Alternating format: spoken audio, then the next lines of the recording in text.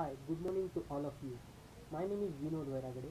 I am B graduate in electronics. Today I would like to tell something about a design a control system for balancing robot. We all know today world is a step toward the technology. First I introduce you about what is a balancing robotics. Why Robot Institute of America? Robot is a reprogrammable multifunctional design to move anything. The robot consists of motion of a program. In that, balancing robot is a robot which stabilizes his body in upright position by rejection of disturbance by itself. Asimov make a three laws for human being.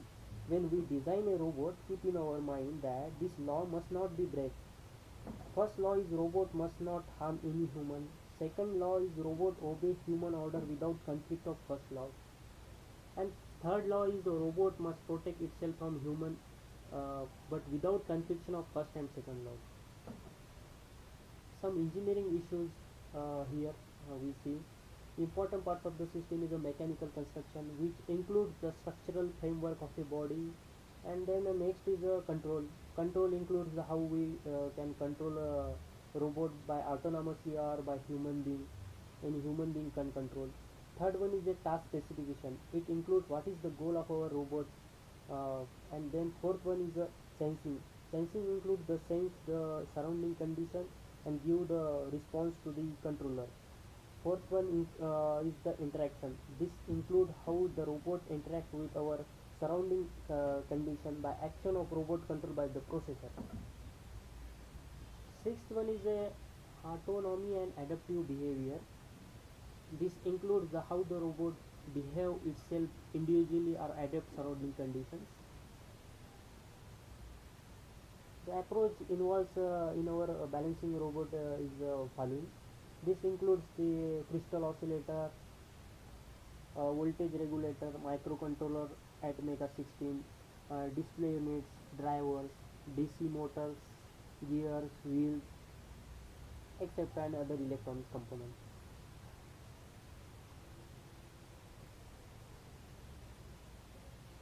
This is the main design part of our projects. We use processor, sensor, driver, power communication, and other electronic components.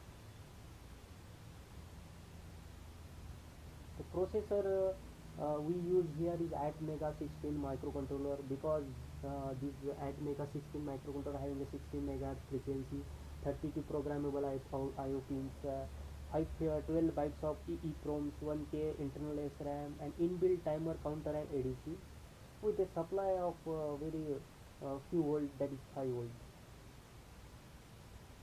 Next is a sensor. Uh, we sensor select the combination of the gyroscope and accelerometer sensor because using either of one the sensing output is unable to balance the robot.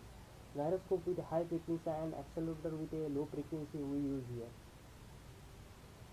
Drivers, this is the main part of our design. We can use a servo motor, staple motor, or DC gear motor, but DC gear motor we most preferable here because the DC motor we can control easily.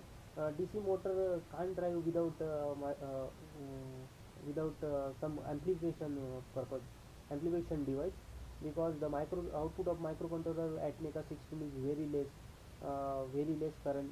That's why we want to amplify the current of this microcontroller. That's why we use L293D motor driver circuit. Next one is the power we can use here is voltage regulator for at Mega 16, and lithium ion battery because it is durable and lightweight. Communication communication we can control the direction of robot by using remote control, which is contain transmitter 433 ASK and RX 433 receivers having a range of 100 meters and frequency 433.92 megahertz. It have more noise rejection compared to ASK module, so we use here.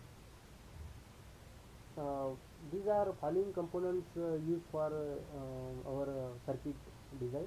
L2390, we know that this is the motor driver IC, transmitter, receiver, voltage regulator IC, that is 7805, Then capacitor resistor, this is a small component we are use, and display in it includes the LED or crystal LCD display. All this.